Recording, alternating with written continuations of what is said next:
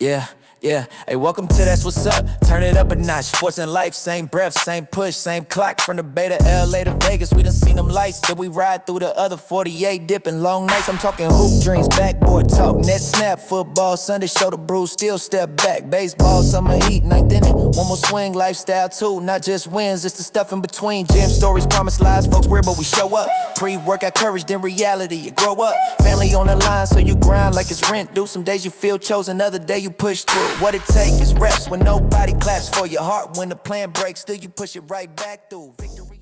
Welcome back to That's What's Up. Today's guest has an amazing story with an amazing journey. From police brutality to growing up with the Black Panthers to getting her degree as a mother, a wife, to even diving into home ownership. They say a man never understands love like that of his mother. Today, welcome to the show, my mom, Charla Black Edwards. Welcome. Thank you, son. Welcome. I'm happy to be here. Yeah, celebrating a birthday. Hey, party time. Welcome to Las Vegas. Viva Las Vegas. Yeah. Now, remember, what's done in Vegas stays in Vegas. Unfortunately, this is on camera. Oh. So this will not stay in Vegas. Okay. So be mindful when you're talking about stories about me. Got it. But when we're talking about stories about you, let it fly. Got it. Let it Got fly. it. Okay. Let's start with your childhood. Okay. We won't say the year that you were born, but let's just say the early 60s. Okay. Oakland, California. What was what was it like at that time? You know, as far back as I can kind of remember, we grew up in a loving family, so I didn't even know the things that were going on necessarily around. So we were raised by my mom and her sisters primarily. My dad was there. He was, in the picture, but they were the ones that had the hands on us. So there was a lot going on in terms of the Black Panther Party, the free breakfast program for the children, which I did participate in. And so there was that going on. There was the Say It Loud, I'm Black and I'm Proud movement. There was a lot going on like that. And so you had 9? No, there were 7 of us, and I am the youngest girl. There were 5 girls and 2 boys. Mom had her kids in sort of 3 batches, as I call it. Okay. She had the older 3, and then she had the middle child, and then she had the younger 3. And so I was part of the younger 3 set, younger brother under me. So. Okay. Now, the oldest is how much older than you? Ooh, quite a bit. Okay. So Quite a bit. Where was she in the house? Like, did you guys grow up all in the There was a very house? short period of time that I remember where we were all living together, because remember, I'm much younger. Right. So there was a very short period of time where I do remember all of us living in the same house, which was amazing because we didn't have that many bedrooms. That's always my question. And then talking to Dad in the area you guys grew up in Oakland, West Oakland. It's just 2-3 bedrooms max with all these kids. And we grew up in most of the time subsidized housing. Right. But I do remember sharing bedrooms, and one sister might be scared to sleep alone, so she was always grabbing me to come to sleep with her, and we slept where we could. But growing up, you didn't realize that. You didn't realize that. You didn't realize. You didn't even really know you were poor because we didn't really want for anything. As I got older, though, and the eldest sister, she moved out. She got married. She had a child.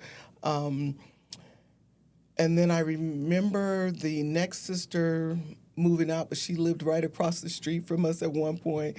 The middle sister moved in with her at one point. She was staying with my aunt at one point. And then, so really the foundation of growing up was just the 3 younger ones mostly in the house that I remember. Okay. So it was my sister Renee, there was me, and there was my younger brother Melvin. Was there one of the sisters or even one of your brothers that you kind of looked up to and wanted to model? Because I know. So growing up, My eldest sister, Brenda, was like second mom.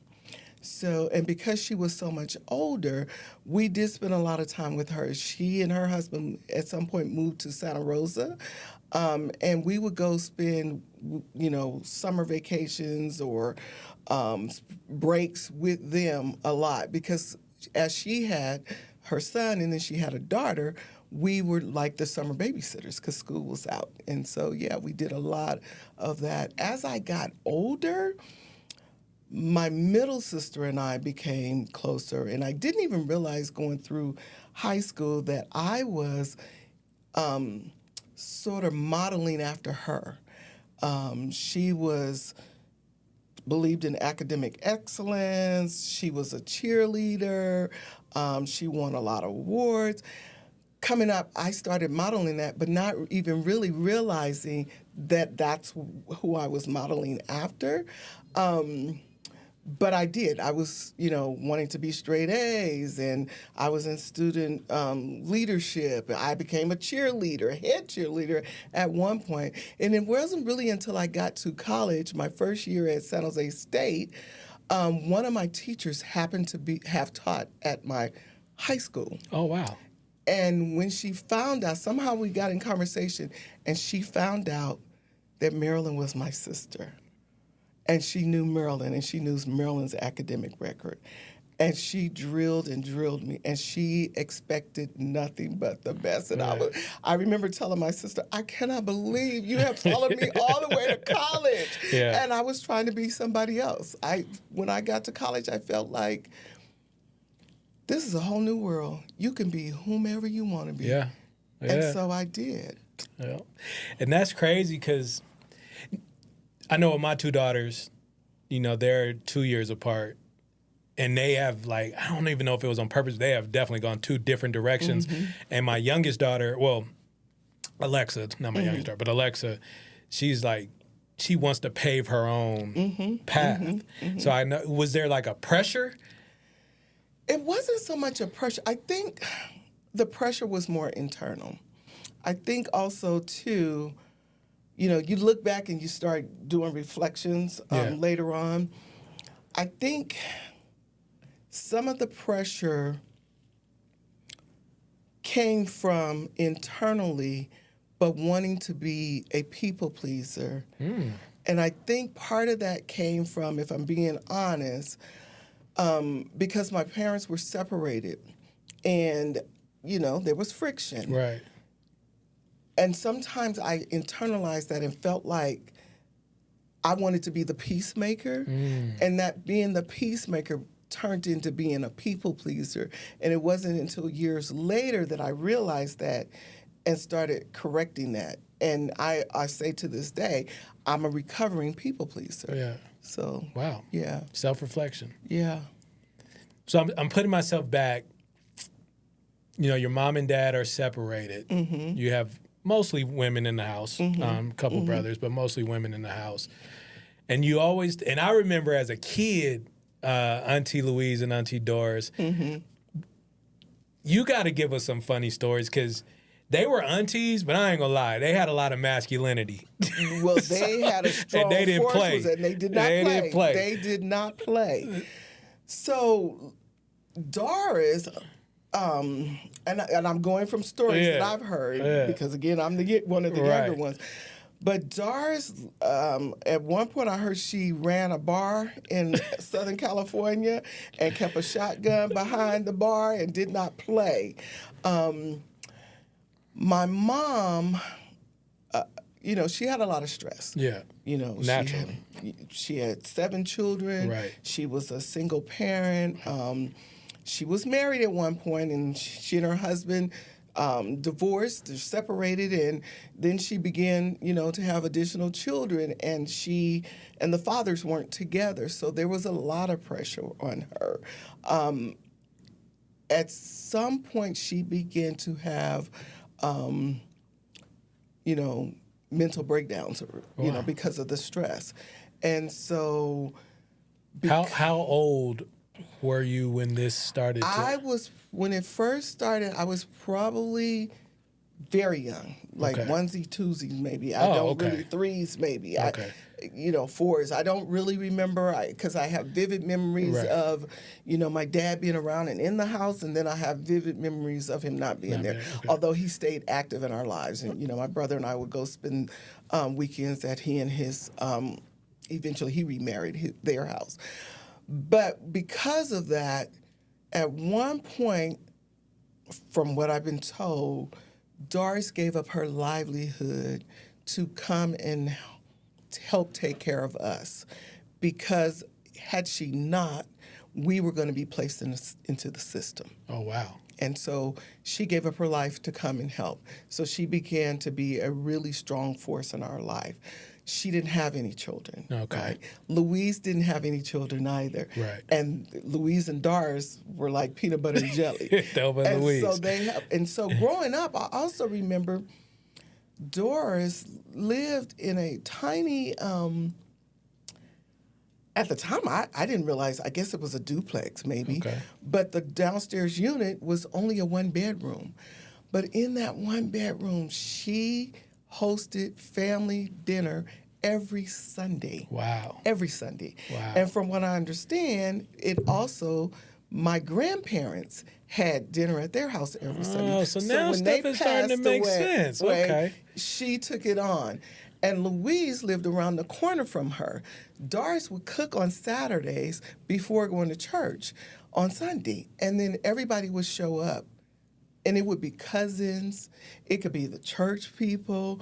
It could be anybody. She just welcomed you open arms. So a lot of our family sort of gatherings was held in that 1-bedroom apartment. Yeah. Families did that back then, though. Yes. The family units were a lot tighter then than they seem to be now. Yes. So I could see that. But then to hear you say it came from their father, Yeah. that, and then we'll get into it later, but then some of the things we would do Right. growing up, I'm like, I didn't know that came from that generation Yes. before that generation before. Yeah. And you know. even their sister, Aunt Ernestine. Yeah. She lived in, she started off in Menlo Park, or Palo Alto, I think, and then to Menlo Park.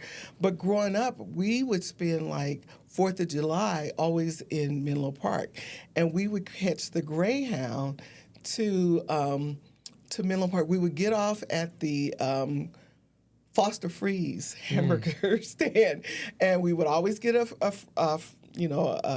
ice cream cone. And then we would wait for my Uncle Alvin to come pick us up. And he would pick us up, and he always stopped by. He owned a mobile gas station. He would stop by the gas station because they had the vending machine, and he would get a case of sodas to take to the house. And then all the kids got a chance to churn homemade ice cream. He always had a big fireworks show. The kids always had sparklers. And so it was that family sort of unit. They always preached family to us. Family was everything. You didn't see a family member that was hurting and you not help and extend. Right. So that's kind of where that came from. I remember Doris a lot of times, my brother, my oldest brother, he had some challenges.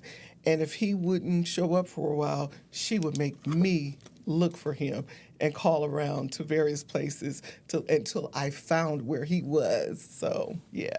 So as a kid, because obviously when I met you, you were an adult. Right. So as a kid, what were some of the things was it like hopscotch? Was it double dip? Oh, What were you into? Tetherball. I was tetherball champion. Because you are competitive. Very. So I'm like, I don't hear no sports in there, but I'm like, this competitive nature, where did it? Tetherball, jacks. Oh, jacks, marbles, and jacks. Rope. Yeah, I would make the Chinese jump rope with rubber bands, and I was always that. But also, I was always entrepreneurial minded. And I was thinking about that when you said he had the gas mobile station. gas station. My great grandmother was it my great grandmother or owned a newspaper, a printing shop. Right. My cousin owned a printing press. So that entrepreneurial spirit was somewhat in me. And I can remember at like 9 and 10, one of those birthdays, 8 or so, I asked my dad for a sewing machine and a typewriter and a tape recorder. Typewriter. And he bought all three. I didn't have to say the 60s. You just said it when you said typewriter. That was my Christmas list. I wanted a sewing machine, a tape recorder, and a typewriter. Wow. And I wanted the sewing machine because I would take some of our old clothes and cut them up and make doll clothes and sell those to my friends. I wanted the tape recorder and the typewriter because I was going to write a book. Okay. Particular? I don't even remember, but I was just going to write a book. I was writing a book, and I would type stories. And that carried on all the way into middle school. Wow. But I also used to braid hair. So I would braid my mother's friends' hair. I braid the nieces and nephews, the nieces, not the nephews, but nieces later on. And that's how I made my money. I remember my sister brought us an Easy Bake Oven. She brought me and my sister one. And I remember baking cakes and going throughout the projects, knocking on doors to sell the cakes. Nobody bought a cake, but I wasn't deterred. Hey, if you can master door knocking, you'll always have a job. Exactly, right? So, there was that. And then, so I was always making money. One of my teachers, we didn't have Black History Month back then, but there must have been something going on culturally. She taught us how to make dashikis make a pattern out of newspaper, and then she brought in fabric. We cut the fabric, and we sewed and handmade our dashiki. Well, that's all I needed. I began to make dashikis and selling them to my mother's friends. I learned how to crochet. I taught myself how to crochet. Wow. And I started making shawls and hats. That is so funny. My mother's friends were some of my best customers. I'll never forget her friends, Lucille and Matilde, because they always bought my stuff. That's funny. Yeah. But entrepreneurship, so back in Oakland around this time, entrepreneurship, that was common. And, if you think about like downtown Oakland with all the Black businesses, and it was a thriving time, I would imagine. I mean, that's from what I hear, but it wasn't. It wasn't. Okay. There probably were a lot because that's how people made money. Right. But you weren't necessarily directly exposed to it. Mm-hmm. Not everybody was. There was a lot of social services. You remember, that's when welfare came, people were being on welfare, subsidized housing. So it wasn't always like that, and everybody wasn't an entrepreneur. Okay. I also, from a very early age, I can't even remember how early, how young it was, I was a strong believer in God. And I always felt this spiritual connection and relationship. Part of that came from my father. And my aunts were really solidly ingrained in church also. So they were in the choir and things like that. But my dad always prayed at night. And I learned how to pray by kneeling at the bedside with my father. And it was, for the longest, when I prayed, I actually prayed in my father's voice, which was weird. But it's because that's how I learned how to pray. It wasn't until I learned my own voice in prayer that I began to be able to pray in my own voice. But I never forget, we lived down in West Oakland on like 27th Street, not that far from where the Black Panther breakfast was. And that's when the traveling ministers would come to town. And they would just set up in an empty lot, and they would begin to have church. And I remember my early godparents lived next door, and Mr. Moody was really into the gospel. And I would run next door and say, Mr. Moody, the preacher is here to preach. Can we go? And he would take me down to go hear the preacher. And I was just like mesmerized by the person, the man of God.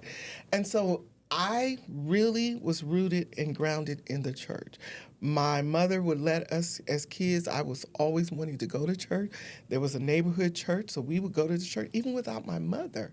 And the pastor and his wife would take us home afterwards, feed us, and take us to evening service. So even in elementary, I'll never forget, I would always sign up for the Salvation Army used to run a program called the Good News Club, and other religious education. They would bring a van, and you got released from class to go be in the van. It was like a big bus, and they taught Bible study in the van. And with Good News Club, you would learn scriptures, and you would get them a patch for your beanie for the scripture you learned. I think I still have my beanie somewhere because that's how proud I was. I loved my beanie. So, Wow. yeah. Wow. Yeah. It's funny because I remember as a child, I would go it was like in the morning, and I would go in your room, and you would be on your knees praying. I thought you was asleep. Oh, my knees. Yeah. I was like, damn, I'm on her. Fell asleep in her clothes. I never knew what you was doing. I mean, Yes. obviously when I got older, but Yes. thinking back, I'm like, dang, yeah, you did. You used to get on your Yes. knees and pray. Yes. Probably you was praying that I get my act together, but all of that. But you weren't a hard child. no, I though, don't think so I was. You but were not. You never you know. were not. You know, I think very highly of myself, so maybe Yeah. I was no, harder. you than- were. You probably teased us Yeah. because you were easy even as a baby. So yeah. You mentioned the Black Panthers, and that's something I want to touch on too, because that's something that you know, I feel like as time goes on, they try to wipe that out of history and try to act like that didn't exist, and or even try to demonize their intention, but really, all in all, they were for the community. They were. And it was a time where, you know, and yes, we have come very far as a country, but we have a long way to go. But I would imagine, and again, I wasn't there, but I would imagine at this time, this was a time where we needed somebody to stand up for us, right? This is during the crack era, right? 60s.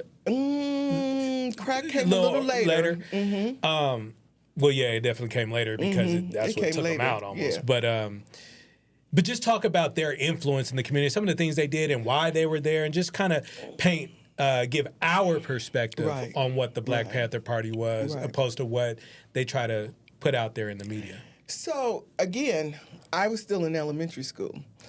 Didn't really realize a lot of the political climate and the things that were happening. Because again, I'm a child. I'm second kindergarten, Right. second, third grade. But what I do remember is them providing food, because they held the breakfast program to provide nutrition for children, because some of the kids were going to school hungry and they couldn't learn. They realized there was a correlation between children having breakfast and being able to focus and concentrate and do well at school. Yeah. So around the time when I was doing the breakfast, Huey Newton was already incarcerated. And the reason I remember that is because they would teach us that while we were eating breakfast. And when you left the breakfast, which was good, and they would educate you, and they would talk about Black history, and we would do the say it loud, I'm Black and I'm proud, because they were instilling pride in us. And I'll tell you, I thank God that I was raised during that era, and that I had strong influence also from my dad in terms of being a Black woman and being proud, and not because around that time there was a lot of colorism. Right, I was going to bring And that up I'm a too. dark-skinned Yeah, Black woman, right? Right. And Me too. growing up in a first of all, you're not I'm dark, not a and woman, you're not a but woman. I like to consider But- myself chocolate. Though. But no. And I was being raised in a family of you very light light-skinned, long, wavy hair. I never thought about that. Women, my cousins, everybody. Right. I'm the darkest one in the Right, family. right. But because of the Black Panthers and because of my father, who was also very dark-skinned, instilling in me, and to some extent my aunt, particularly my Aunt Doris, because she always told me, this one's going to be somebody. She's going to be somebody. And so that confidence, but the Black Panthers, it was the era of say it loud, I'm black and I'm Right. proud. And so you were proud. Everybody wanted to have the afro, the biggest afro. Our hair was long. Now, mine was very thick and coarse, but my sister Renee's was long and wavy and a little bit more fine. We begged at some point to cut our hair to have an afro. And my mother said no. My Aunt Louise bought us natural wigs so that for Easter we had on our little it was like I forget what the name of them was, the Sizzler outfits with natural wigs. Renee's was reddish brown and mine was black curly afro wig, and we were so proud. I was so proud I would wear it to school in elementary, but it would get hot. And I'm a child playing tetherball. I would take the thing off and put it in my desk. Back to the Black Panther Party. Anyway, I digress. Yeah.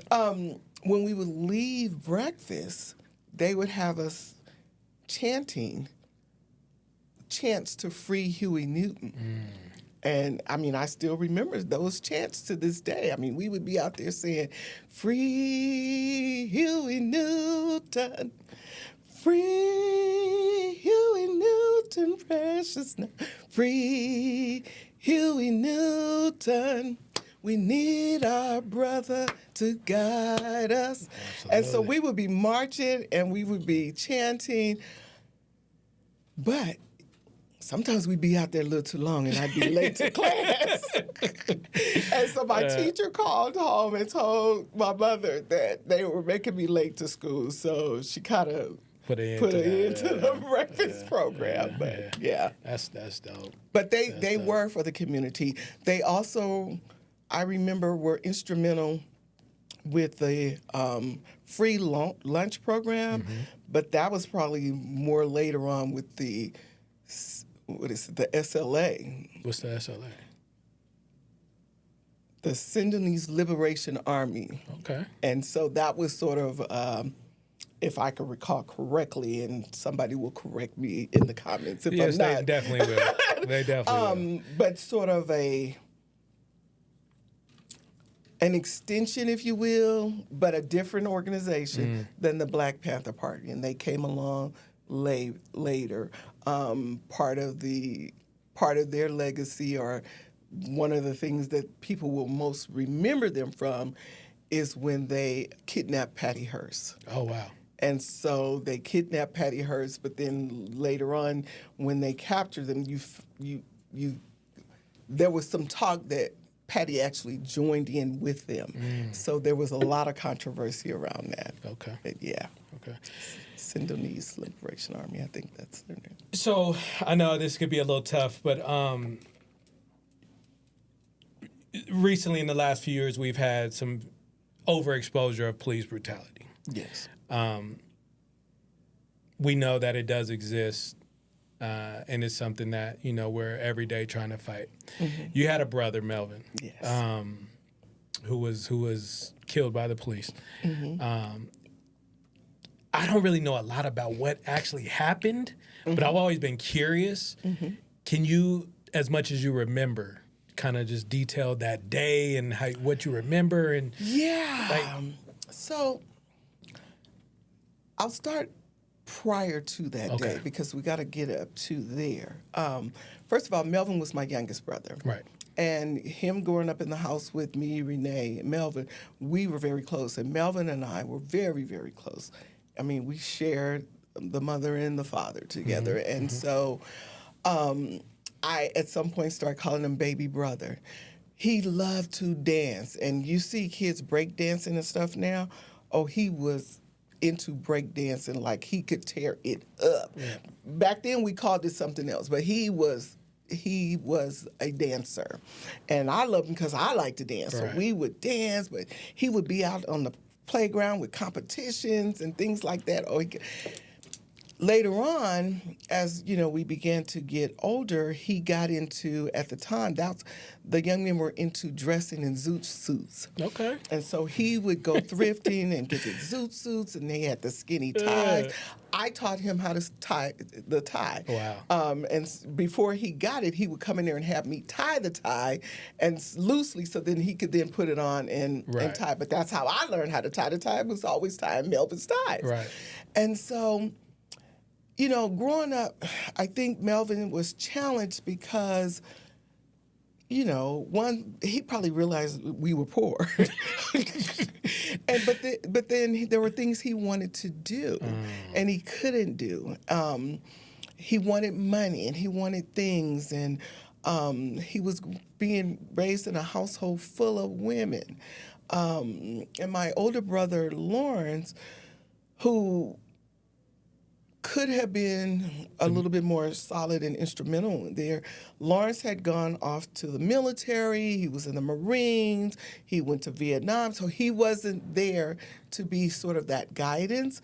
Later on, he started trying to, but his tactic probably wasn't the best tactic for Melvin. And so Melvin started getting into trouble.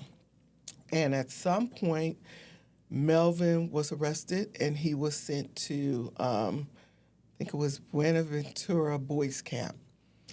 But Melvin's attitude was, I'm going to do my time and then I'm going to come home and I'll be okay. He was also excited because in Southern California, he got to go to Disneyland. They took them on a trip to Disneyland. So for him, he was getting to explore and do things that he hadn't been able to. I don't remember how long he was there, but I do remember how excited I was when he was coming home. And I remember telling my teacher, I got to get home today early because baby brother is coming home. And we were so excited. And he was different. He was, maturing now. He was changing. Right before he was murdered, he had gotten his first payroll job. Oh, wow. He was working for the Oakland Post. Oh, wow. And how old is he around this time? 15. 15, okay. Nice. Okay. And so, in fact, the night before he was killed, the day before, he had gotten his first paycheck. Wow. And so I came home and I'm watching him. He's sitting at the kitchen table and he's staring at the paycheck. And he was trying to understand the various components of it. He was also mad because they took out a list. But I was telling him, you got to file exempt because you're a student. And somebody should have told him that. Anyway, I was helping him understand the paycheck because I had worked for summer jobs, the CETA programs, and the mayor summer jobs program. So I'm just explaining it to him. And Melvin liked to kind of go out. Even at 15, he would go hanging out with his friends and stuff. And that night he wasn't going out. And I can remember I kept saying to him, you're not going out? You got your paper. You're not going nowhere? He was like, nah, I'm staying close to the house. And so I jokingly said, somebody must be after you. You staying close to the house? And he was like, nah, I'm just tired. I'm chilling. I'm staying too close to the house. I'm like, okay, bet. So the next morning was St. Patrick's Day. And it was the St. Patrick's Day parade downtown Oakland. I remember all of this vividly. Mom got up early because she wanted to go to the parade. Right. So she left the house early and went to the parade. I think I had hung out with Dad at the time. Dad at the time was my boyfriend. Right. I had hung out with he and his family the night before because his sister was having a baby shower the next day. And so I was tired. I was trying to sleep in. But Melvin kept coming in and out of my bedroom. He kept needing stuff. Do you know where the brush is? Do you know? And hindsight is that was God giving me my last glimpse. Wow.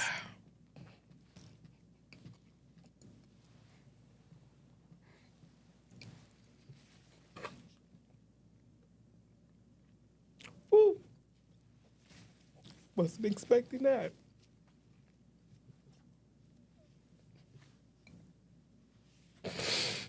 But anyway, he kept coming in looking for the brush. And could I tie his tie? And then I know it. And finally, I just said, dang, I better just get up. If I ain't going to be able to sleep, Right. I better get up. So again, he was asking me what I was doing that day. And I said, Ken's sister Linda is having a baby shower. I'm going to the baby shower. I said, what do you have going on? He said, nothing. I said, nothing? You didn't go out last night. You're not going up nowhere today. What's going on? You know, I'm joking and laughing. He said, nah, I'm staying close to the house. And I was like, okay, that's odd, but bet. So I left, went on about my day to the baby shower. That evening, Linda and Dad were bringing me home. And as we're approaching the house, we lived on a cul-de-sac, and we were at the end of the cul-de-sac. As we were approaching the end of the, before we could even get to the end of the block, all you saw was flashing lights, and you could see police lights, you could see the fire department, you could see something was going on. I always say I have a spirit of discernment. And immediately I said, Melvin. And Dad kept saying, why, don't say that, you don't know that. I was like, Melvin. And I was trying to hurry up and get out of the car. And he was like, wait, I'm gonna go with you. And I was like, oh my God. And so there was yellow tape. I raced up to the yellow tape and I couldn't go through. And so there was a police officer there. And they was like, you can't go through. I said, wait, I live here. I live in the back. And he was saying, oh, you live here? I said, yeah. He said, hold on just a minute. I'll be right back. He came back because I showed him where I lived, right? And so then he came back. He said, okay, I'm going to let you through, but we're going to have to go through the back way. And I said, wait, I left a younger brother at home, Melvin. Is he okay? And he said, a younger brother? What's his name? I said, Melvin. He said, how old? I said, 15. He said, hold on. I'll be right back. That pretty much told me everything I needed to know, even at my young age of, I think I might have been 17 or 18 because I was a senior in high school. He went, he talked to, I guess, his sergeant, I came to find out.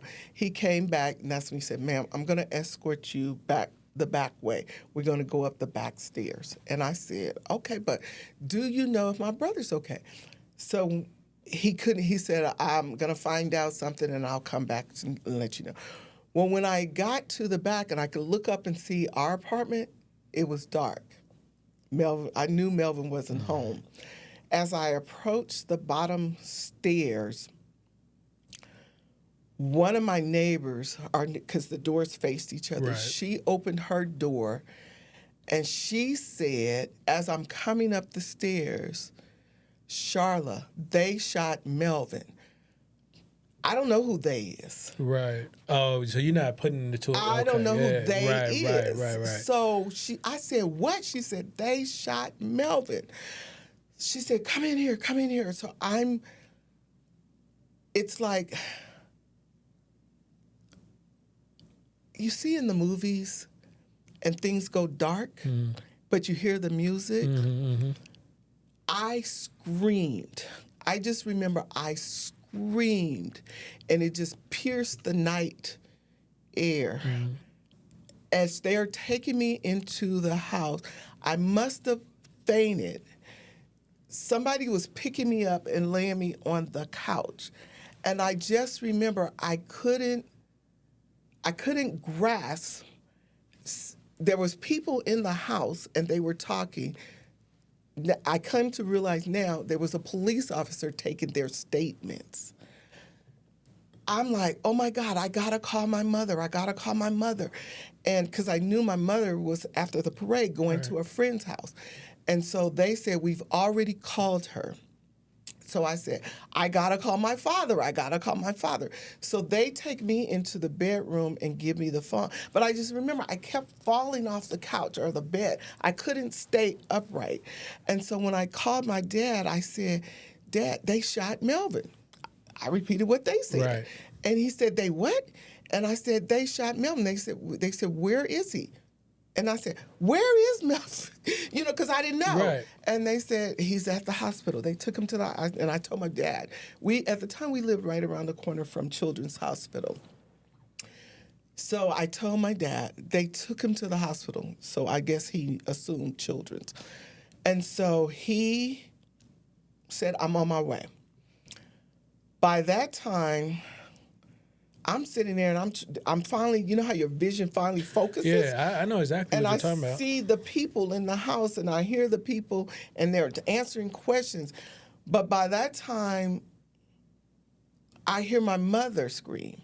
And so I open the door and I'm like, Mom, don't go that way. Come this way. So she comes up the back stairs with her friend. We go into our apartment now. By then, I guess, I don't know how, I don't even remember. Word had gotten out. Brenda showed up. You know, Marilyn showed up. I am like, I got to go to the hospital. By now, I'm finding out he's at the hospital. I go back down the stairs. I'm going to walk to the hospital now because we're calling and we can't get any information. My mother's friend, Mr. Bennett, says, he's gone. And I'm like, don't say that. Don't say that. You don't know. And he was trying to tell us, and he was like, he's gone. And I'm like, don't say that. So I leave, and I'm trying to remember if Renee was with us or if it was just me and Dad. I don't remember. But we had a neighborhood dealer. I'll just call him what he is. And we called him the Godfather. And so I ran into him. Now, of course, he's avoiding the police, but he was in his car and he pulls over. And he's like, you know, he was saying something. I said, Godfather, they shot Melvin. And he said, I know. And so I'm racing to the hospital. By that time, Sherry and her ex-husband show up. Brenda and her ex-boyfriend show up. I think Marilyn and Virgil showed up. And we're all at the hospital. I'm not clued in, right? Because I'm still young. Right. I'm not clued in. We race inside the hospital. We're trying to get information. Police are there. They're taking statements. We run into our neighbor who actually lived in the house. Boo, and we're asking the neighbors questions because they're giving statements. Is tell Melvin me okay? what happened. Yeah, tell me what happened. And so the police have already groomed them. And so they come and they said, she's trying to tell us as best she can, but in her limited, what she's been told she can say, she says, I saw a body. It looks like Melvin, or it had Melvin's hat on, or something like that. She said, I don't know if it was Melvin. We're like, but what? What? You know Melvin, tell us something. Right, like you know what Melvin looked like. Well, my brother-in-laws at the time, they go through snooping through emergency. They found Melvin's chart and realized Melvin was deceased. The hospital's not letting us see Melvin because it's an investigation. Right. The coroner van is outside. We blocked the coroner's van in. And as we waited for them to pull his body, they were pulling, and we were like, we got to see this body. We cannot go home and tell our mother that we didn't see the body. We don't know. We don't know if he's dead or alive. We don't know because you guys... And then where is he? And where is he? Yeah. And so the coroner said, okay, you can follow us to the coroner's office. I'm going to tell you, only if you think you can handle it. We have no staff on. It's nighttime. We have no staff on hand. So if you think you're going to faint, you can't come. Mm-hmm. If you think you can handle it, you can go. But not all of you can come. Right. So I don't know. Somehow I get in somebody's car. I think it was Brenda. It might have been Virgil. I don't know whose car was in, but it was all of us in this car. Yeah. And we're driving to the coroner's office somewhat in silence, like we're not talking. And the brother-in-law is trying to figure out who's going to be the ones that go in. Mm-hmm. And they're thinking I'm too young, so they're trying to. I'm like, oh no, I'm going in. That's my bad. I'm going baby in. Bro. I'm going in. Yeah. Somehow, me and Brenda and maybe Barry and Brenda's friend go in. I don't remember who else. I don't remember Sherry and Merle. I don't remember. Somebody might have even gone to the house to be with Mama. I don't really remember. But I remember going in, we had to wait. And so the person at the coroner's desk was asking us to fill out some of the paperwork in advance because he probably figured how we were going to be when we came out. Of course. And so, but I'm calm. And so. Calm or shock? Probably a little bit of both. I'm probably in shock, but because I'm in shock, I'm calm. Okay. And so at some point, they let us go into the room, and they told us that Melvin was going to be behind the glass, and they were just going to pull the drape down so we could just see his face. And that they weren't going to have time to fix him up and clean him up. So we were going to be seeing him as is. Right. Wow. I just remember walking into the room, and as we entered the door, Brenda screamed and said, "Yes, that's my baby brother," and ran out. I walked up to the window, and I believe it was Barry telling me, "Come on." I'm like, "I'm okay." I don't know if you believe how spiritually you believe, but I had a conversation with my brother. Mm-hmm. And I was asking him, "Are you okay?" His face was swollen. His lips were swollen to the point that they had split. But I kept saying, "Baby brother, what happened? Are you okay?" And he just kept saying, "Wow, I'm okay." But it was a lot. And he just kept saying, "Wow." I kept saying, "But what happened?" And I'm not talking to him audibly, but spiritually, we're connecting. And he just kept saying, "I'm okay." But it was a lot. And so finally, I stayed there for the longest because Barry kept trying to get me to go. And I was like, go on. I'm okay. Just leave me alone. I'm okay. I stayed there for the longest. And finally, I walked out and I signed as the witness. As we're signing, the phone is ringing off the hook. And I hear the person behind the desk saying, "We don't know. The family is here now. The family is here now." So as I'm signing, I find out it was the news reporters trying to get the news. We go home. As we walk in the door to tell my mother, she said, "I already know. I heard about it on the 10 o'clock news." Oh, wow. They have released his name. Wow. I remember.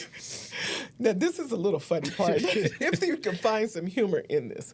I had been wearing a gold choker necklace that belonged to Brenda. Mm-hmm. And as I'm telling my mother, and as she's screaming and emotional, she grabs the chain and snatches it off my neck. I turned to Brenda and said, "She broke your chain. She broke your chain." Oh, man. Comedy and pain. Oh, for my sure. gosh. I just remember cousins, everybody showing up. That was one of the longest nights of my life because after they left, Dad stayed. We went in the room. Renee, I don't remember. She had a friend and somebody stayed. Mother was in the living room. She was up all night long. She couldn't sleep. I kept trying to doze and wake up and doze and wake up and cry. That morning is when we felt the real impact. Because, and I know the story's getting long, but... No, this is the first time I'm hearing it, and this is good. They had sent the fire department to hose down the complex. Because as we came to learn, they had encountered Melvin and his friend. We don't to this day know who the friend is.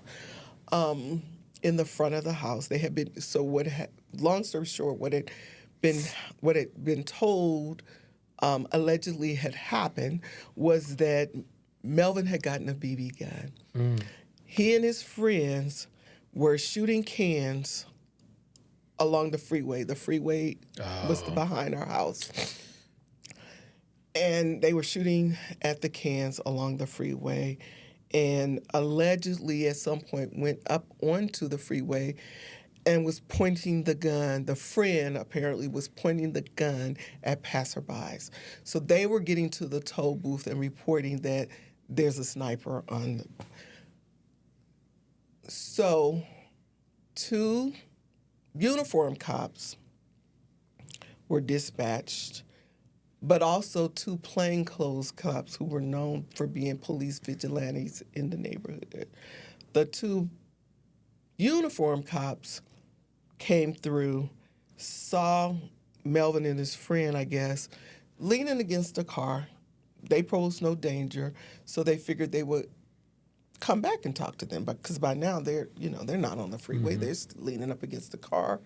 They go through the parking lot. They're going to circle in and circle back. The 2 plainclothes see them. They jump out of the car. You're in a black neighborhood. Right. 2 plainclothes white officers. They pull up. They give conflicting commands. One says, put your hands up. The other says, put your hands on the car. At some point, they noticed that he had a gun. I don't know what happened, but somehow they begin to open fire. Melvin takes off running. As he's running, the uniform officers are coming out. They jump out. They start shooting. So everybody's now chasing this boy through he's running to the neighbors, banging on doors. They're not opening the door. He runs up the stairs. He runs down the stairs, bangs on their door. They don't. So he runs up the stairs, but they don't answer. He runs to this and bangs on the door. But now he's got to come down the stairs. He's running down the stairs and then trying to get up the stairs to our apartment and collapses and dies on the stairs. So as you can imagine, there's blood everywhere. They sent the team out, fire department, whomever, to hose up the blood, but they don't do a good job. So the next morning, all we see is blood and pools of blood under the stairs. And whatever they're using to clean it up, and plus blood gels anyway, the blood had gelled. I'm kneeled down crying, touching my brother's death. Wow. So. Wow. How long does it take to, and maybe you never have gotten over it, but how long does it take till you can kind of get back to regular life? You don't ever recover from a traumatic experience like that. I will say that. One of the things for me, and again, Melvin came and talked to me several times after that. Before his funeral,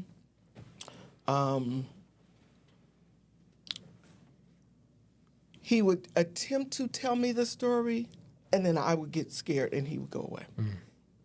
He would come, he would talk, he would attempt to tell me the story, and I would get scary, and he would go away. I would have nightmares of him, and it was almost like he was chasing me or somebody was chasing me shooting, but it was him. It was the weirdest thing. But anyway, we got through the funeral. So much happened after that. Community involvement. My brother, he and his friends rallied together. The Muslim community, a lot of the community rallied together.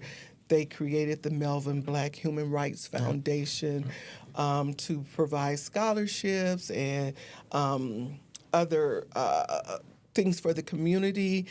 We put together the first non-denominational, cross-denominational human rights forum to bring together all, members of the community from all socioeconomic backgrounds, religious backgrounds. At the time, Minister Louis Farrakhan was the keynote speaker. Wow. The mayor was there. It was just so much happened. That happened after the fact, though.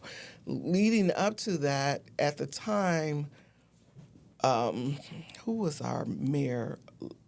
Mayor Lionel Wilson was the mayor. Mm-hmm. He was out of town. He flew back in early because we demanded a meetings. So there was a lot of them, but there was TV press, there was radios, because we're bringing awareness to the community, because that was a time, just like the George Floyd, where there were several black men being killed by police and police brutality. We held a police there was so much community involvement to get us through that. Ultimately, leading to an investigation. There was a private investigation. The city hired a private investigator independent investigator who was John Burris, and that partially kicked off John Burris's career in involvement into civil rights litigation. He even talks about Melvin in his book that he wrote.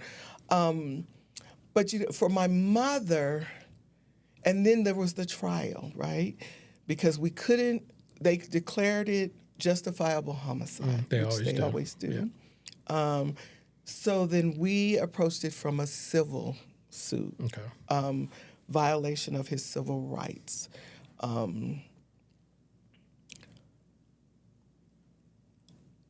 We always say the charge is murder and the motive is racism. Yes.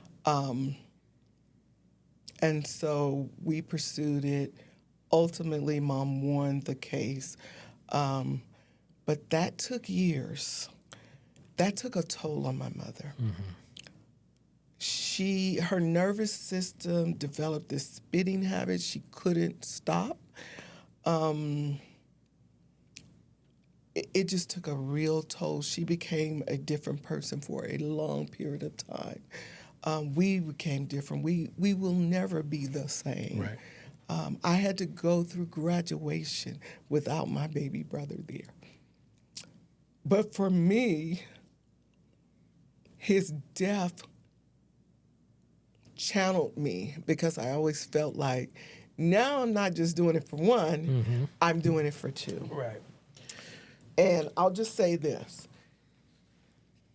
Melvin stopped really coming to me after you were born. After you were born. There was one day I was holding you. He died on the 17th. Yep. I was born on the 12th. Yep. I was holding you one day, and I would say, "Ooh, you look like Melvin. Stop doing that." And so one day you just had this look, and I said, "Melvin." I just took it into my head that his reincarnation was being rebirthed through you. Not so sure that I really believe in reincarnation, right. But that sometimes I do. Kind of adds up a little bit. Yes, and so the nightmare stopped, and I stopped having those dreams. We still, for the longest, I wouldn't celebrate St. Patrick's Day. Not that I'm Irish, but it's fun. Yeah. Cinco de Mayo, St. Patrick's Day, all the stuff. Honey, margarita and tequila, yes. Any excuse. But over the years, and it wasn't until recently that I started saying, I can't let that have so much control over me. I don't want to celebrate the day of his dying. I'd much rather celebrate the day of his birth. Right. I'd much rather celebrate the life. In his 15 years, he had an impact. His funeral, the people lined the car as we're pulling out, and they're, doing the Black Power sign as we're going through. It brought so much conversation. Even before that, some of the dancing, he was one of my biggest cheerleaders. Right. I didn't want for anything. If he had it, I got it. Yeah. So just real quick, with all that happening, when things like George Floyd or some of the more recent things happen, does that trigger you? it does. Yeah. It does. It Always very wondered much that. triggers. There was a time early on when I would speak out, and I began to be somewhat sought after to speak. But there came a time where I didn't want to talk. I didn't want that to be my life story. I still feel the need to rally behind families when that happens, even if from afar and from a distance, because I know the pain. Even though the pain may not be exactly the same, Right. I can have compassion and empathy for what they're going through. So I try to get involved from an angle.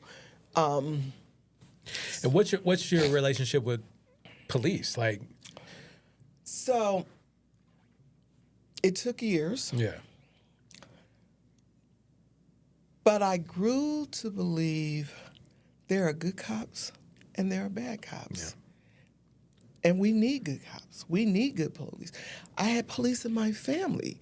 You know, Brenda's first husband was the first black sheriff of Santa Rosa. You know, there's sheriffs in our family, Right. you know, nephews. So I don't have a hatred or animosity because I need them. We need them Right. in our community. So in fact, I support them because we got Oakland, you know, got a lot of crime. I support them. I wasn't one of the defund the police. I was, as much as people thought I should be, I wasn't. But I was also for restorative justice, and I was for budgeting the police, but budgeting community programs, budgeting, you know, jobs for young people, budgeting programs to teach them, budgeting welfare to work programs. So I pro that also, right? But I don't have a hatred for police. They have a job to do. We need them in our community. I always have I feel like I have a very interesting relationship because although I didn't experience it, I was aware that happened. But I do have friends that are police officers. So it's really weird because I do have a anxiety I don't even know what the right word is, but I do have like a weirdness. And an uneasiness. Like when I've been pulled over, you know. Or even if I just meet one, or if I just see one, I'm kind of like initially like, huh.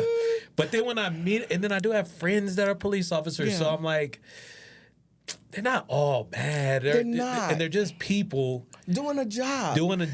But now they have a different mindset because they have to. And they experience, and they see a lot. And they see a lot. But if I call 911, I want them to show up. Yes. And all my goes out the window. Now, if they pull me over, I've only been pulled over a couple of times. Well, as a high schooler, I was pulled over, and, you know, I had my Melvin Black carrying car. And I'm like, I'm Melvin Black's sister. Like they really cared, but they did let us go. And then I got pulled over for a minor traffic violation. You know, he let me go to but I've been pulled over in Alameda, California. And that was an uneasy experience for me. And I knew that they pulled me over for something that I didn't do. So, and they let me go with a warning because they knew I didn't do what they said I did, which they said I ran a red light, which I didn't. I turned right on a yellow. So, anyway. Yeah, it's an interesting. Now, okay, so now my question is, with all of that, you ended up graduating high school and going off to college. How did you do that? And where did that support come from? Well, so, again, while I had family support, I've always been my biggest cheerleader. Yeah. I've always been my biggest cheerleader. I probably could have fared even better if I had more support. Right.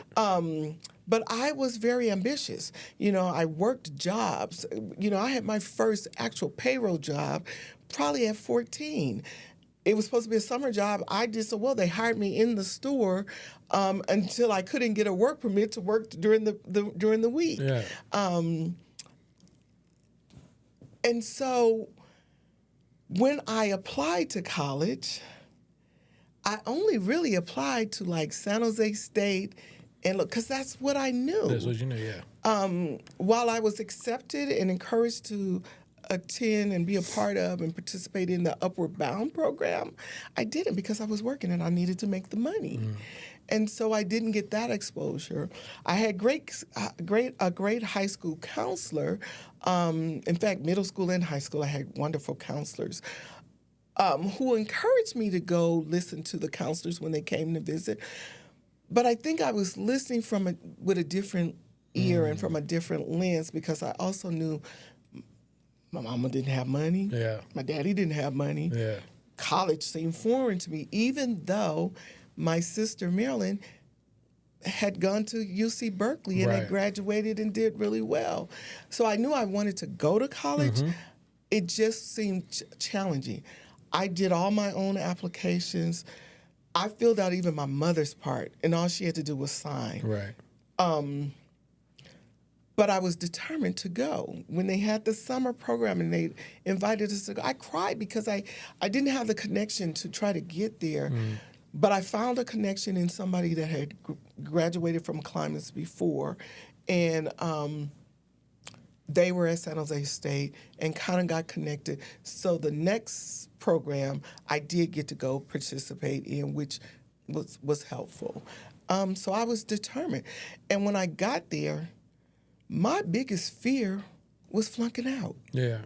And so my first semester, I was soaring because I was determined. While everybody was playing, I had fun and played. Yeah.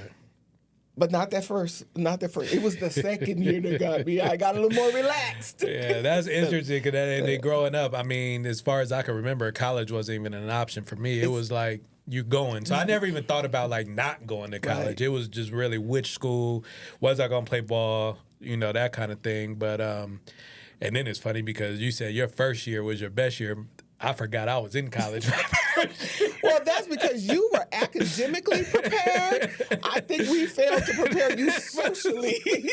Oh, I socialed. Yeah, exactly. We prepared to put those parameters. Oh, I socialed. But college is great because it's like your first time being away from home. Yeah.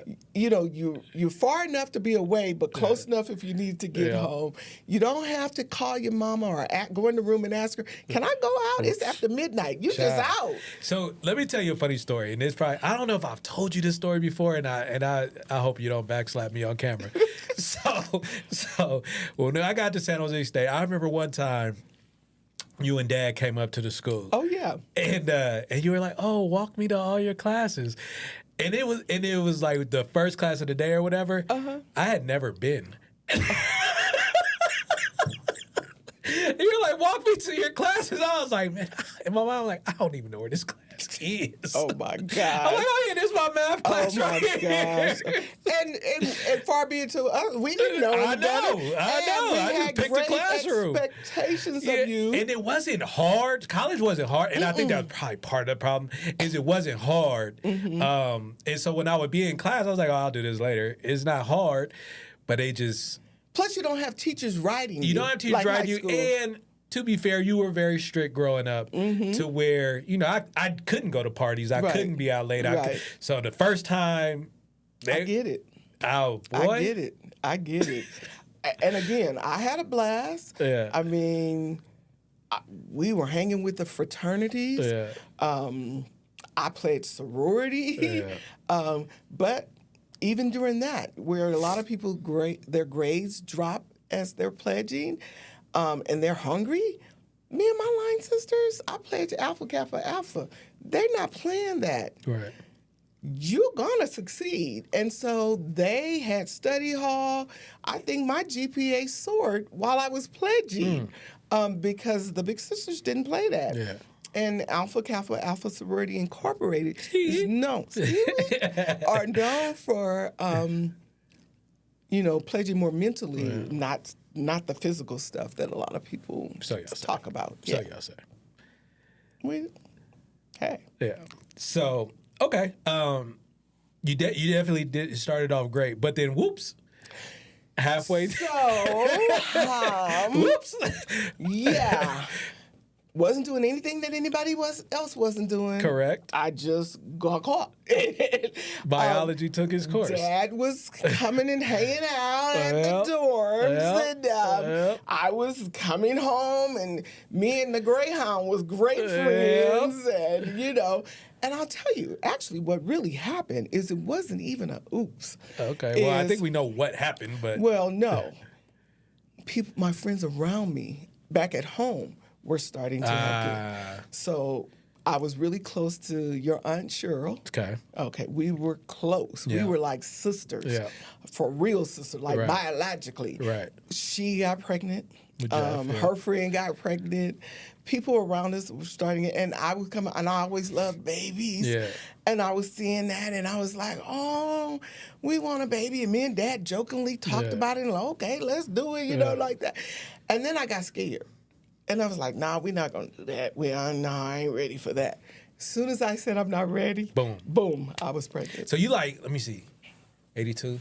So you like 20, about to be 21.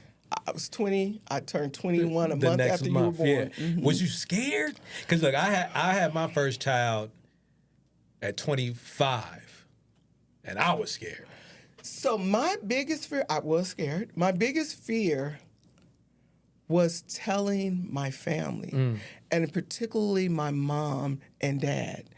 Because my mother, as we were growing up, because remember, she got all girls, she had already had an experience where she had children and the fathers didn't stick around. Yeah. So she was already tainted. Then my eldest sister gets pregnant at a very early age. She's got that experience. Now Brenda leaves home. She wasn't for it. And her thing was, if you get pregnant, you can't stay here. Mm-hmm. I heard that before. She drilled that in our heads growing up. And y'all passed that down to me.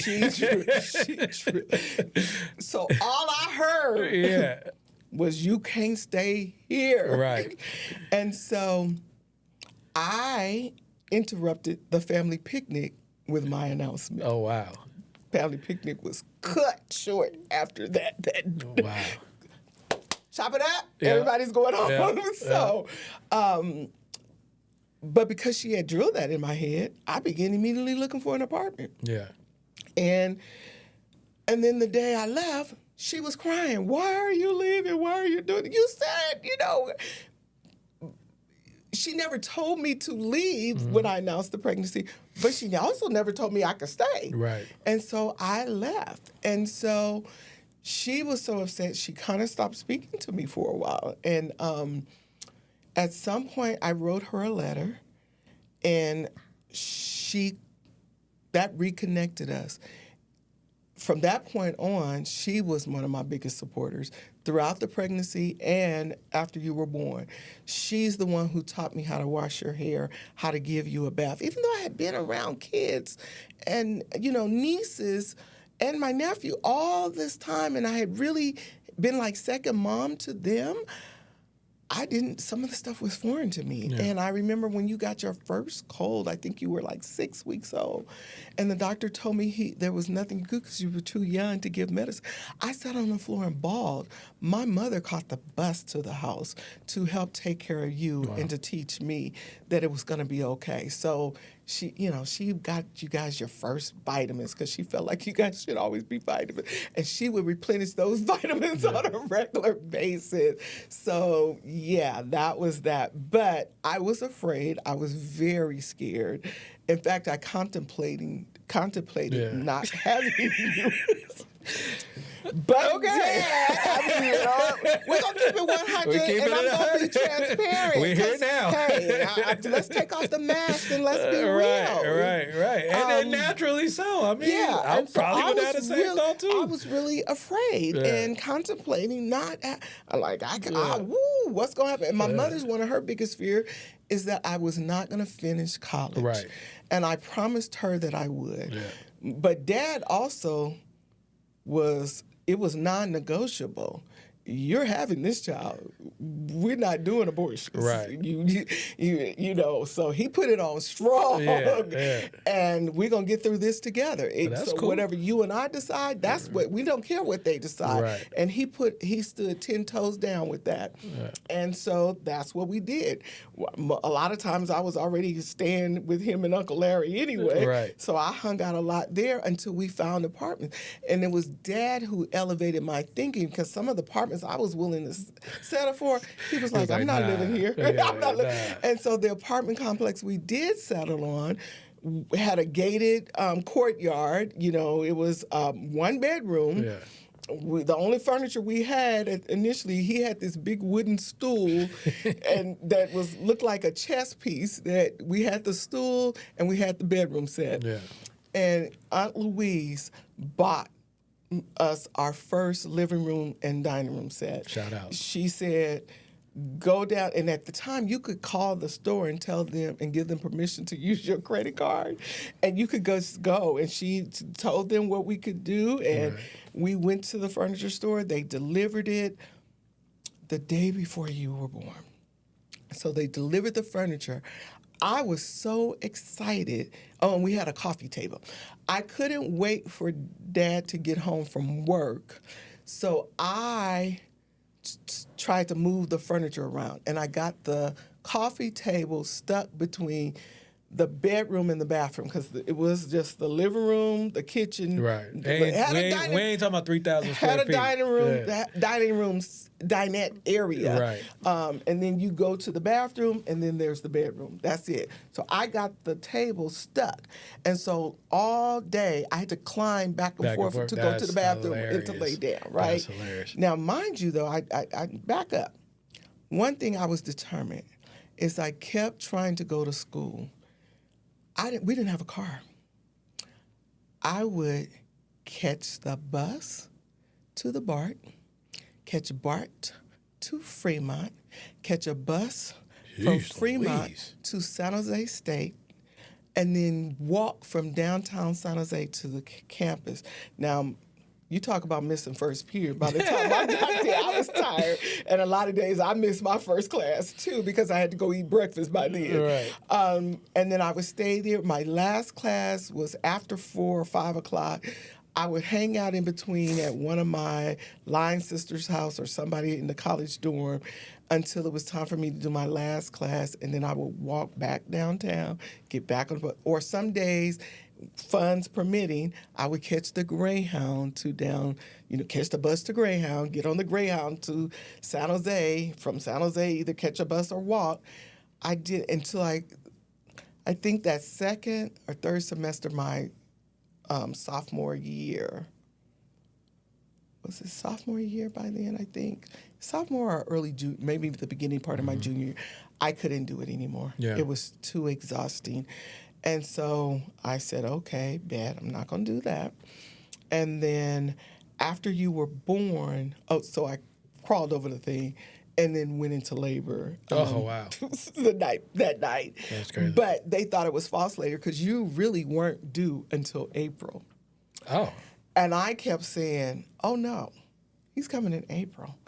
And they said, well, it's between this time and this time. Well, he's coming in because I'm not having no Pisces, and this is going to be a boy, and definitely not having no Pisces man. Well, here we are. Here we are. Here we are. So, yeah. So okay. So now you're 21, 22-ish at this time. You stopped going to school. Fast forward, you're working full time. Now you're married. Well, even before that, I went back to school because I was determined. There was a business college, and I was getting welfare. I gotta pursue this, but I gotta make money. Yeah. That was back when Wang word processing. Those in your audience know about heard that. Of that. That was pre-computer. You know about Wang. If you study computers, many people know the history. And so Wang word processing, like typing, but a little bit different. I went to Poly Priest Business College in downtown Oakland, California, to learn how to do Wang word processing. At the time we would drive by the 880 freeway, there was a building going up, a business. It was called Equitech. I remember Equitech. I told my counselor, she was starting to, I was getting close to graduation. She was starting to send me out on interviews, and they were companies I didn't really want to work at, and I wasn't getting the jobs. And I told her, don't send me on any more interviews unless it's Equitech. And I told her the story about how I always passed there, and I used to say, one day I'm going to work there. She came running into the typing class one day, and she said, Charla, I know you said you don't want to go on any more interviews, but guess what? I have an interview for Equitech. And I was like, I'm in. Went, interviewed, long story short, I got hired there, started moving up the ranks, and was putting school on the back burner. Right, I kept which trying. is easy to do. Trying to take a class at Laney here and there, but kind of putting it on the back burner. Work, making money, got a job, by now I got a family. I got pregnant again, miscarried. Dad was determined he was going to force me in there. At that point, I didn't want to have any more children. I'm done. The miscarriage was traumatic. Got pregnant again with Marcus. And I quit Equitech. There was stress going on. I quit. I just decided that day, I'm done. Got bored at home. After 2 weeks, I went and signed up with a temp agency. Fast forward, I was working, I got assigned, I had worked a couple of assignments, got assigned at the Headroy School. Okay. I'm working in the middle school. They love me. The upper school secretary at the time was getting ready to retire. I go on maternity leave. They call me while I'm on maternity leave and say, hey, I know you're on maternity leave, but we're just wondering, and I know you could do something else, but we're just wondering, would you consider working here in the high school after you come off of maternity leave? And I said, well, I'll come interview and talk to you about it. So sure enough, I did. They matched the salary of the people that were there, already had years in, and I started working there. It was those students and realizing the academic excellence that they were receiving that I had not received that propelled me to go back to school, because they were all being prepared for college. Right. Okay. I go and apply to Cal State Hayward, and I'll never forget. I was bawling my eyes out when I got the acceptance letter, because I knew then I was going to fulfill the promise I made to my mom. Wow. Now, I ain't never heard that story. Yeah. That's crazy. And then not only did you graduate from Cal State Hayward, Dean's List, two kids, several, and a husband, and full-time job. and a full-time job. So if anybody say they can't do it, You could do it. you could do it. You can do it. I even, at one point, bought my first car. When I bought my first car, it was because of you. I was tired of catching the bus to the babysitter and then catching another bus, catching two buses to get you to the babysitter, catching two buses back, and then getting to BART to get myself to work. Oh, I don't even remember that. And one day it was pouring down raining, and I said, I got to get my baby off the bus. I got to work, and I said, you know how they used to have the newspapers and the white ads and they like the dollar deals or whatever they called them. I said, somebody is going to make a sale today. And I just began to call dealerships. Wow. Yeah. So I don't know if I ever told you this, but we're both very competitive people. Yes. And then, so growing up, when we were in the house, let's say we were having a debate or whatever, right? And you would always say, boy, I got my degree. You better get yours. So anytime I wanted to quit going to school, I was like, nah, I gotta go get my degree. Because she ain't gonna be able to keep saying that. So that's what got me through. That really what got me through. So I'm like, one day I'm gonna tell her, me too. But now, I'm like, I gotta go get my master's. Now I'm saying the same thing. I gotta go get my master's so I can say, I got 2 degrees. I'm saying the same thing. So Come on. Let's one of us gotta race to the finish line. One of us gotta go. That's crazy. Yeah. I always wanted to know, is now I'm in a house with a wife and 3 daughters. You grew up with a husband and 3 sons. And not only a husband and 3 sons, but we are very, very masculine, very, Alpha very males. alpha, very, very competitive. Like, ain't no sugar in that tank. And What was, you had to be going crazy, because I'd be going crazy with 4 girls. you best to believe it. Now, thank God I was a cheerleader. I love sports. I had to learn to love football and sport, all things sports, having all of you all. Yeah. But also, sometimes I felt like I needed the sisterhood. And I don't know if you remember, but I very rarely, I didn't put people pictures on the walls. Not family pictures. I had a area for family photos. Right. And I put them in albums. The wall art was females. I It never was knew that. dancers. It was. I never. I You said know, the because- only pictures I remember is like Booker T. Washington. That's there because Dad's friend's Terrence, his mother had that in her house. And when she passed away, I guess Dad always loved it and he gave it to Dad.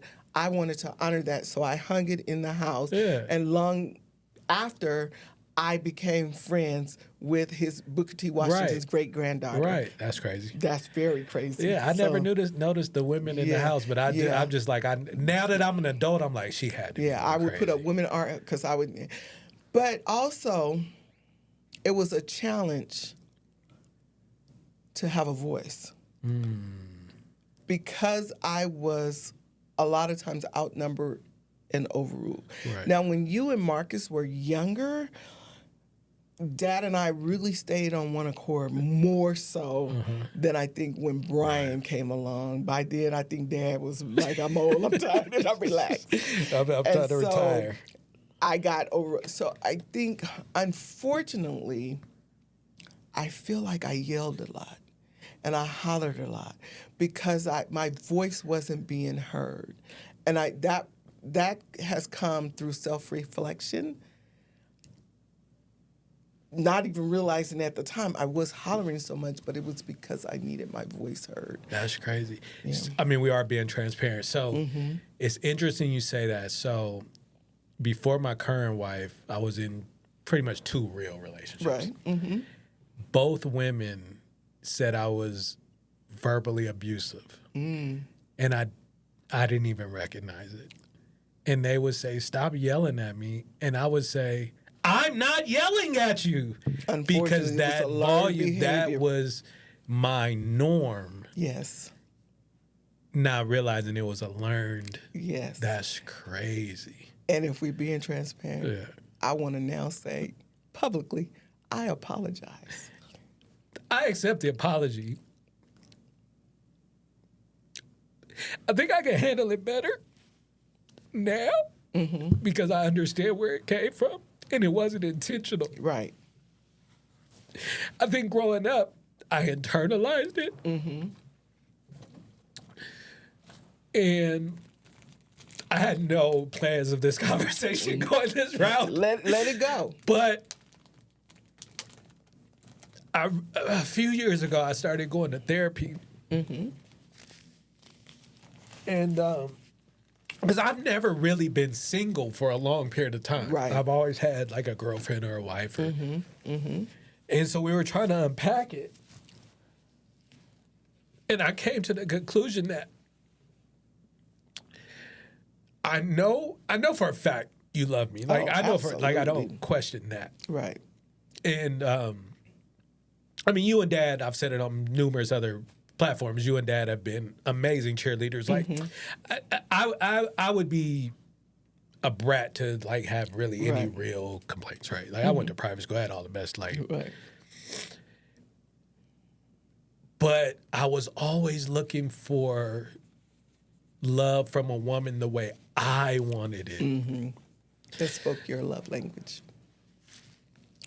And, you know, and I can speak now. Some of the challenges, and we probably won't dive into those in this conversation, Right. but some of the challenges that were going on in the household, Yeah. and me wanting to And some challenges that I had experienced in my childhood. I grew up in a hell raising household. Right. All I knew was hell raising. Hell raising was a love language. You don't love me if you don't yell at And me. I was because of the hell raising, I became a people pleaser, Right. trying to create peace, trying to please people, trying to overachieve so that I could be loved and liked and all the things.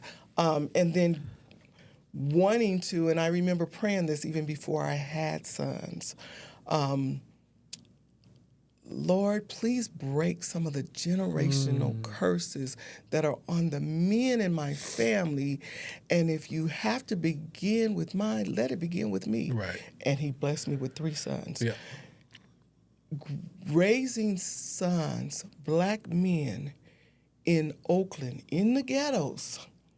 We're not in the burbs. We're in the ghetto. We're in the I went to hood. private school, Now, but I traveled to get there. I love my neighborhood, Right. but we're in the hood. We in the hood. And wanting to make sure that you guys, and for you and your middle brother, and you in particularly, wanting to shelter you and keep you from some of that Right. environment, and making sure that I stayed on top of you, that we kept you in activities, that there was a lot of downtimes. And when you started being, you guys having to play on Sundays, then you go into Sunday school, and Right. that's how we got to Sunday school. And, I always grew up in church, and, I'm taking you boys to church, and Dad is at home, and I know we going to church.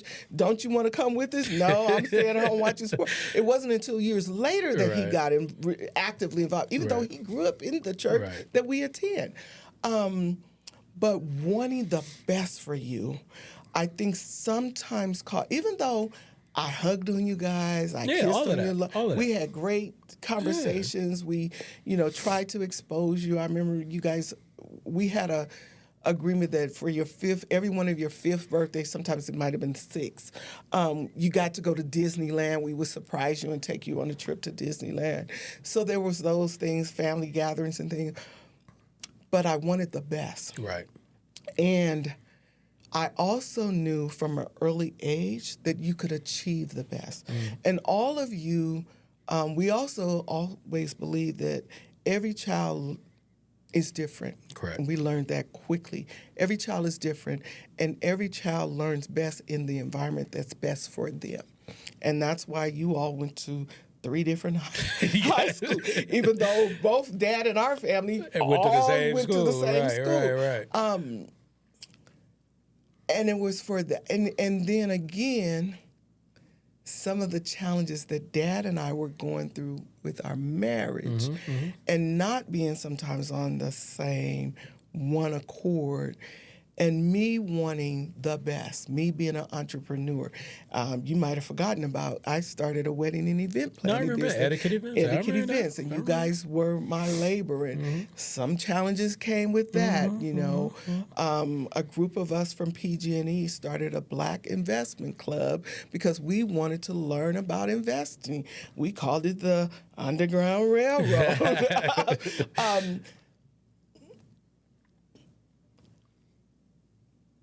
Dad, and I love him for who he is.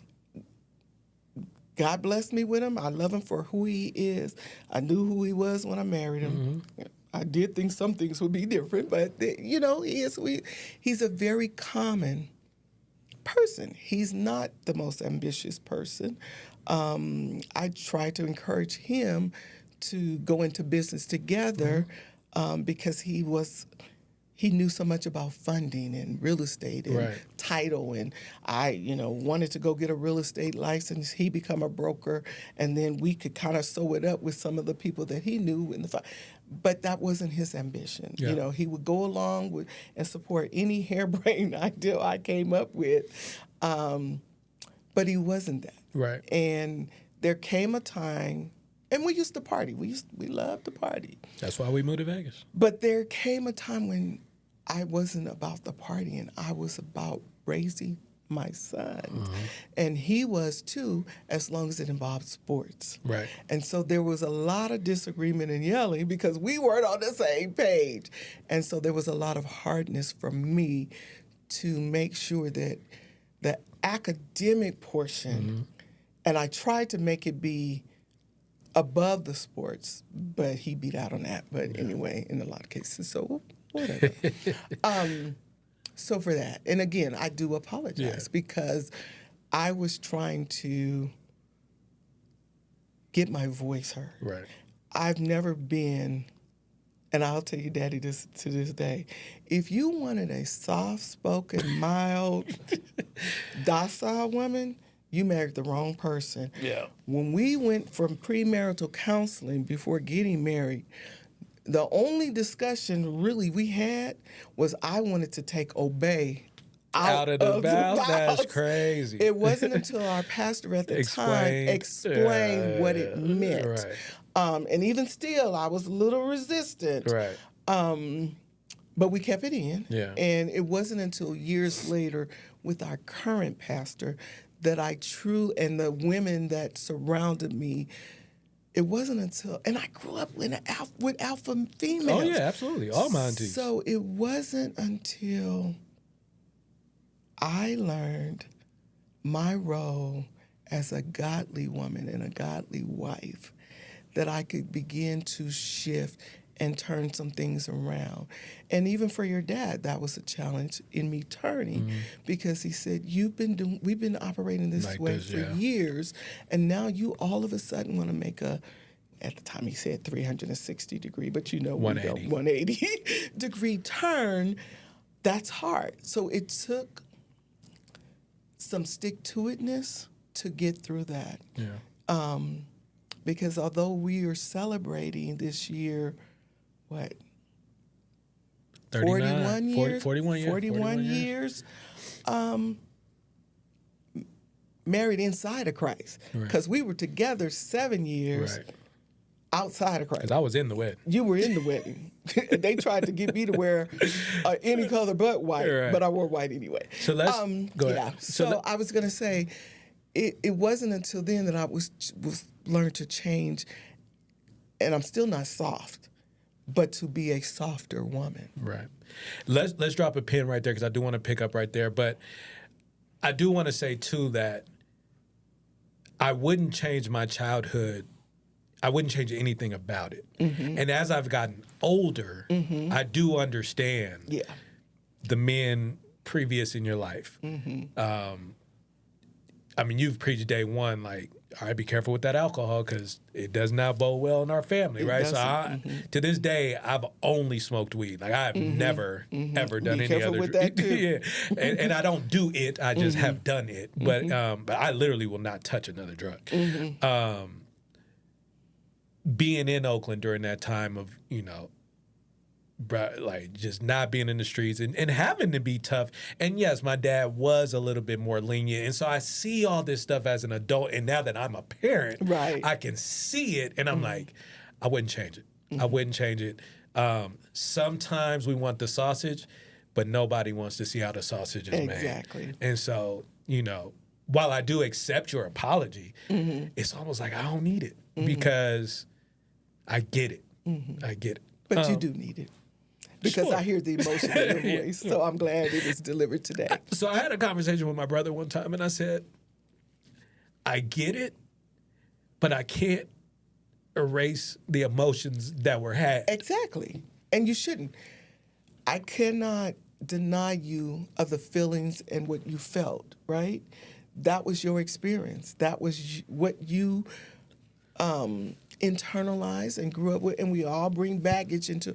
But what I would hope for, and I was glad to hear you say in therapy, is that in therapy and through therapy, you will become a better person. Your goal is to be the best parent you can be, because none of y'all come with an instruction manual other than the Bible for me. So right where we left off, you guys been married 41 years. Just real quick, what advice would you give any married couple, but especially a married couple, because you guys got married, I think you were 24, he was 27-ish, Something around like there. that. 25. So especially a young couple, but really any couple, because So I will say this, coming from where I am now, Right. from the lens I'm looking at now, there's a couple of things. One, I can do all things through Christ, but you cannot do anything without. And that's I can only give you what I got, Your right? advice. Okay. It wasn't until I began to tell Dad, because there was a time when we separated for a short period of time. We will do this.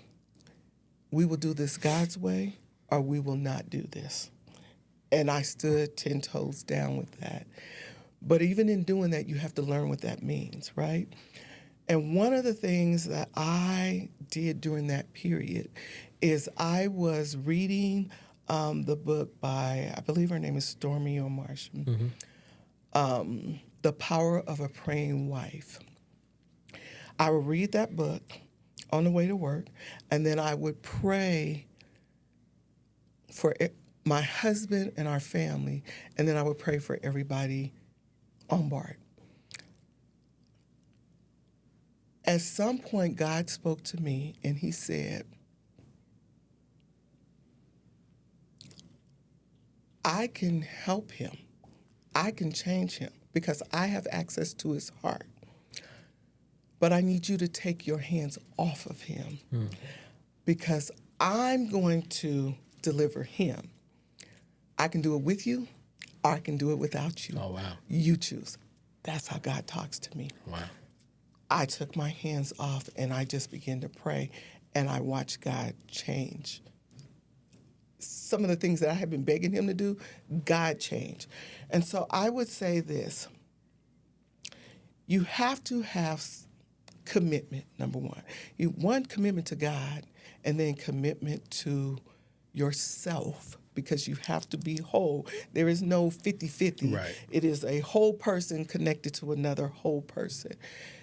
You have to wake up every morning saying, God, I want to honor you. And in honoring you, I want to also please my spouse. Show me how. And I'm not saying it's easy. It's not easy. But if you don't have that commitment to God and to yourself and to them, you will not make it.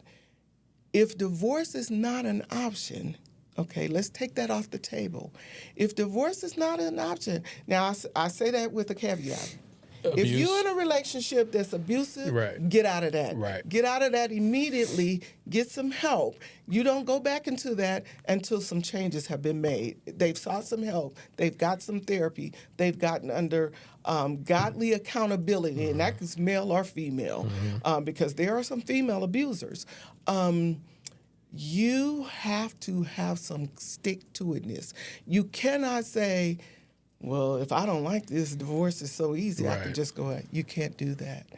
You will not do it. In this day and age, there are too many eye options. candies Too out many there, too many options. options. Yep. So, I'm gonna get you out on this.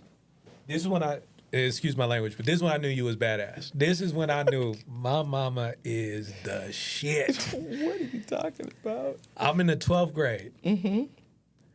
I'm playing football. I'm not getting know recruited where as you're going. like I want to Or should have. or should have. Damn, this is emotional because this is when I knew I was like, my mama. So I'm not getting recruited the way I feel like I should have. So you said, all right. I had Mario Bobineau, Oakland High alum, help me make a highlight tape. Right. You created my resume or the highlight Yeah. tape paper or Your whatever. stat sheet. Yeah. Picture on it. It's before like Canva. This ain't Your press sheet, Yeah, as this I ain't no called it. Canva. This ain't Photoshop. This, Microsoft Word. At best. At best. It wasn't even Word back then. We hop in the car, you say, come on, we hop in the car, drive 40 minutes to San Jose State. No appointment. No appointment. Walked in the athletic department. No appointment. They say, how can we help you? I don't even remember the words. I said, "This is my son." We explained that you were football, and I explained the things with the coach at Oakland High, and I said, "We want to meet with a coach." She said, "There's none available." I said, "We'll wait." And we waited. And we waited. And we waited. And we waited. And I said, is anybody available yet? She said, "Not yet. We'll wait." And Coach Wally Gaskins just happened to be walking out his office. I guess we gave him the tape. We introduced ourselves because he asked her who we were because we were sitting there waiting. Just waiting. And then we stepped up, gave him the tape.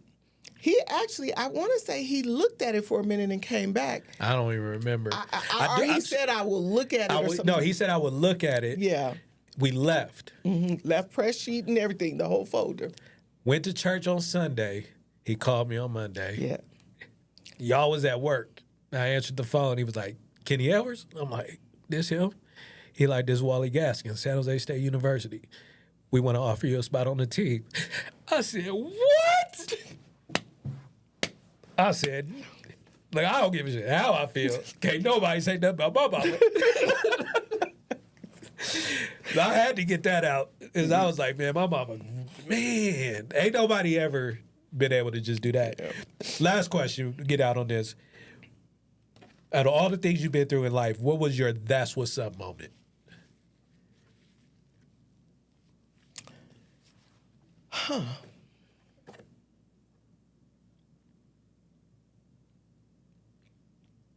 That's a hard one.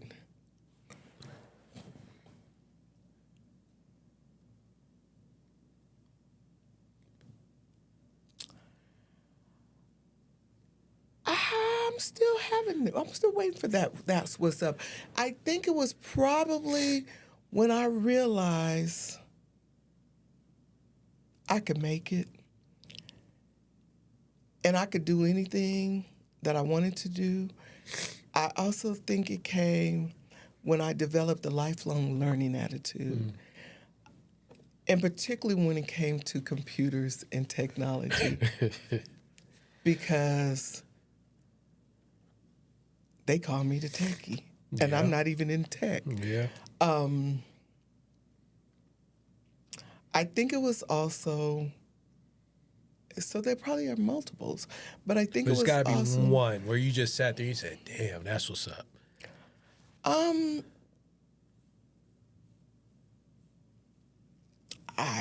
Ken, to be honest, I'm probably still waiting for that moment. Oh, wow. But I because there's been so many little moments, graduating from college, that I really did that with a husband, 2 kids, a full-time job. Every time I walked by the amphitheater before graduating, I cried because I did that. Yeah. Wow. That was the first thing that came to my mind. I kind of figured you would Yeah, say that. that was probably my first, but there's been times since then. But that was probably my first, one of the first "that's what's up" moments. Yeah. Well, I will say one of my many "that's what's up" moments is right now, having this conversation. This is a good one. We want to thank you guys for joining us. That was an amazing episode. It was a wild ride. Honestly, I was not thinking it was going to go in that direction, but you just go with it. And we appreciate you guys just going with it with us. We hope you enjoyed it as much as we did. We hope you learned something from it. You can follow us on Instagram at That's What's Up TV. Like, comment, subscribe, YouTube, That's What's Up TV. I'm Kenny Edwards. My mom, Charla Black Edwards. We out.